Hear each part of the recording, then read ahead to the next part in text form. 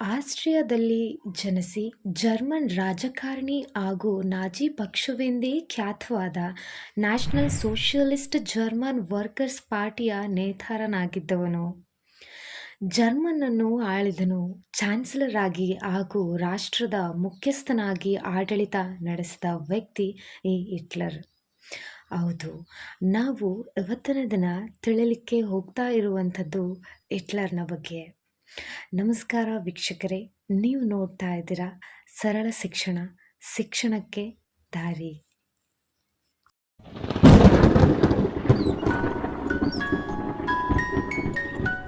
Hitler ಹುಟ್ಟಿದ್ದು April 20, 1889. ಹುಟ್ಟಿದ ಸ್ಥಳ ಬ್ರುನೋ ಇನ್ ಆಸ್ಟ್ರಿಯಾ. ಬಾಲ್ಯದಲ್ಲಿ ಕಲೆ ಮತ್ತು ಶಿಲ್ಪಕಲೆಯಲ್ಲಿ ಆಸಕ್ತಿ ಹೊಂದಿದ್ದರು. ಅವರ ಬಾಲ್ಯವು ಅಷ್ಟೇನೂ ಸಂತೋಷಕರವಾಗಿರಲಿಲ್ಲ ಮತ್ತು ಹಿಟ್ಲರ್ ಜೀವನದಲ್ಲಿ ಉನ್ನತ ಸ್ಥಾನಕ್ಕೆ ಬರಬೇಕೆಂದು ಕನಸು ಕಂಡವರಲ್ಲಿ ಒಬ್ಬರಾಗಿದ್ದರು. ಹಿಟ್ಲರ್ 1920ರ ದಶಕದಲ್ಲಿ ನಾಜಿ ಪಕ್ಷವನ್ನು ಸೇರಿಕೊಂಡರು ಮತ್ತು ಶೀಘ್ರದಲ್ಲೇ ಅವರು ನಾಯಕರೂ ಕೂಡ ಆದರು. ತಮ್ಮ ಭಾಷಣ ಕೌಶಲ್ಯದಿಂದ ಜನರನ್ನು ಸೆಳೆದರು ಮತ್ತು ಅಧಿಕಾರಕ್ಕೆ ಬಂದವರಾಗಿದ್ದರು. 1933ರಲ್ಲಿ ಹಿಟ್ಲರ್ ಜರ್ಮನಿಯ ಚಾನ್ಸಲರ್ ಆದರು, ನಂತರ ಸರ್ವಾಧಿಕಾರಿಯಾದರು ಮತ್ತು ಜರ್ಮನಿಯ ಆರ್ಥಿಕತೆಯನ್ನು ಅಭಿವೃದ್ಧಿಪಡಿಸಲು ಪ್ರಯತ್ನಿಸಿದರು.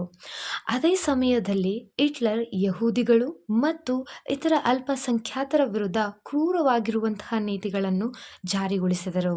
ಹಿಟ್ಲರ್ 1939ರಲ್ಲಿ ಪೋಲೆಂಡ್ ಮೇಲೆ ದಾಳಿ ಮಾಡುವ ಮೂಲಕ ಎರಡನೇ ಮಹಾಯುದ್ಧಕ್ಕೆ ಕಾರಣರಾದರು. ಈ ಯುದ್ಧದಲ್ಲಿ ಜಗತ್ತಿನ ಲಕ್ಷಾಂತರ ಜನ ತಮ್ಮ ಪ್ರಾಣವನ್ನು ಕಳೆದುಕೊಂಡರು. ಕೊನೆಗೆ 1945ರಲ್ಲಿ ಹಿಟ್ಲರ್ ಬರ್ಲಿನ್ನಲ್ಲಿ ತನ್ನ ಅರಮನೆಯಲ್ಲಿ ಆತ್ಮಹತ್ಯೆಯನ್ನು ಮಾಡಿಕೊಂಡರು. ಇತಿಹಾಸದಲ್ಲಿ ಹಿಟ್ಲರ್ ಒಬ್ಬ ವಿವಾದಾತ್ಮಕ ವ್ಯಕ್ತಿಯಾಗಿದ್ದಾರೆ ಎಂದರೆ ತಪ್ಪಾಗಲಾರದು. ಅವರ ಆಡಳಿತ ಜರ್ಮನ್ನ ಆರ್ಥಿಕತೆಯನ್ನು ಅಭಿವೃದ್ಧಿಪಡಿಸಿದರೂ ಅವರ ಕ್ರೂರವಾದ ನೀತಿಗಳು ಮತ್ತು ಎರಡನೇ ಮಹಾಯುದ್ಧಕ್ಕೆ ಕಾರಣವಾಗಿರುವಂತಹ ಅವರ ಪಾತ್ರ ಅಂದಿನ ಜನಸಾಮಾನ್ಯರಿಗೆ ಮತ್ತು ಇಂದು ಓದುಗರಿಗೆ ವಿರೋಧವನ್ನು ವ್ಯಕ್ತಪಡಿಸುವಂತಾಗುತ್ತದೆ.